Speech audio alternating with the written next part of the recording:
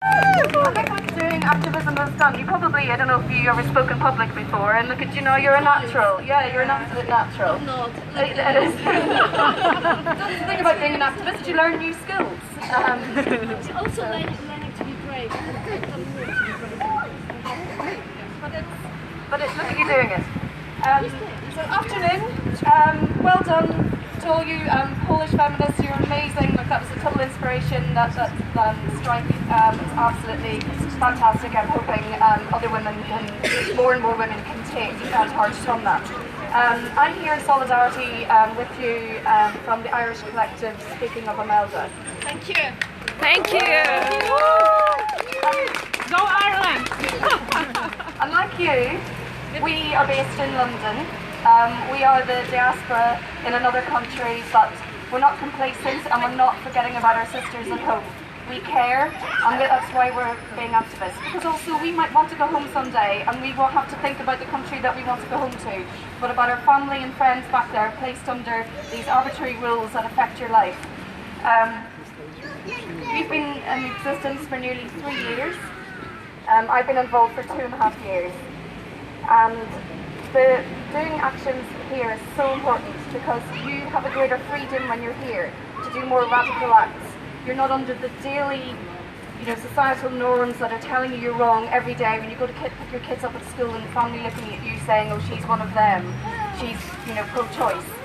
You can do whatever you want without people every day, your family, work colleagues, putting you down for what you're doing, because you do get put down. Like that man who tried to come in, and I don't know what he was saying, but I'm sure he wasn't saying nice things. And having media call you names and tell you it's not your place, that you don't have a right.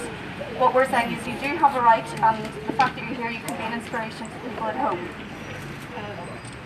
You also having different approaches to this works. People at home can do things how they feel they can, whereas you can do things possibly a bit more brave here. You can infiltrate Polish events, for example, cause a bit of furore and hopefully get media attention back at home.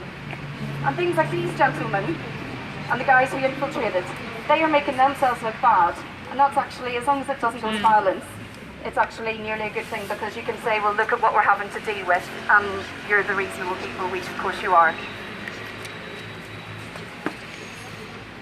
I'm from Northern Ireland, and as Keisha was mentioning earlier, even though it's part of the UK, we're under very extreme rules in Northern Ireland for abortion, and I think last year something like only 12 legal abortions happened. On the very, 12. Northern Ireland?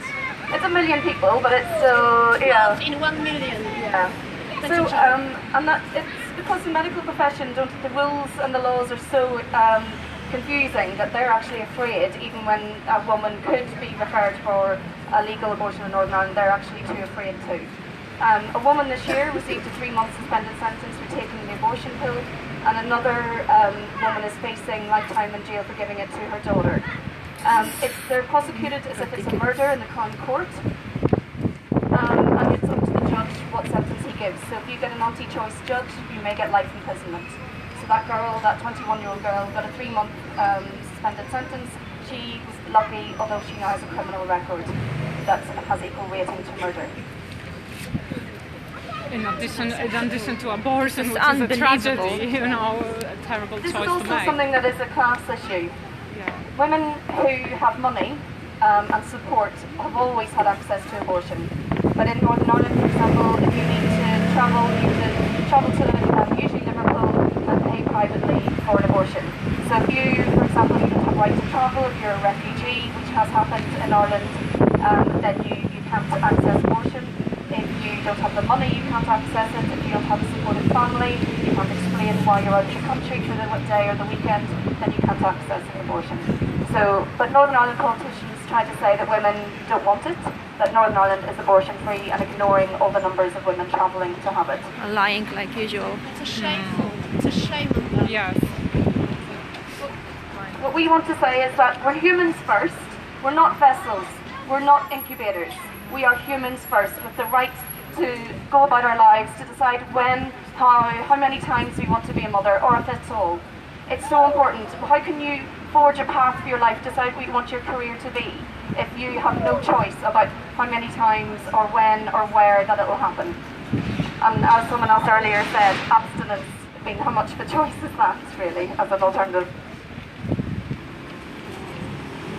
But it's this hypocrisy about how it's happening anyway and how women can travel. It's this hypocrisy that you, whenever you're faced with, say, other people around you who aren't pro-choice, once you make it personal, once you talk about stories about a woman in the situation she's in, people do change their minds. You just need to remind them always about the hypocrisy of the situation, that it is happening, it's just not safe the way it's happening.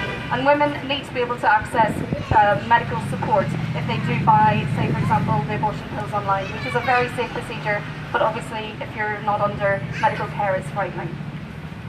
Actually, it's a UK line for support for Northern Ireland women to take abortion pills now. And they just open a line now because of those cases. That's amazing. Yes, it's not the Which NHS is actually shocking that another country is looking after women from a different country because they are so under-supported. Well, it's quite hypocritical as well. Ireland thinks it's outside of this influence of what they used to count as an oppressive country, but yet it's England that's looking after Ireland's women, essentially. 12 women a day from Ireland travel here, and that's only the ones who give Irish addresses. Many give friends addresses who live over here. So it's the utter hypocrisy of it that it is changing people's minds that, okay, it's happening, let's just make sure it's safe, and that women, because more and more women are speaking out about it and saying, I've done it, and telling their stories. And I think it's opening up those personal stories that is changing things slowly. So it is a long, slow road, but all of you here, your job is to keep each other up, keep each other feeling validated, to basically also have fun with it, because it is a long road. So you need to find ways to make your activism fun, and to make it social so that you can keep doing this for however long it takes, because it is a long road. I've only been doing it 2.5 years, but the reason why you can keep doing it, you can turn up to meetings after your full-time job and you're tired, is that you know you'll see each other. And you are amazing, so you are going to keep each other up through this.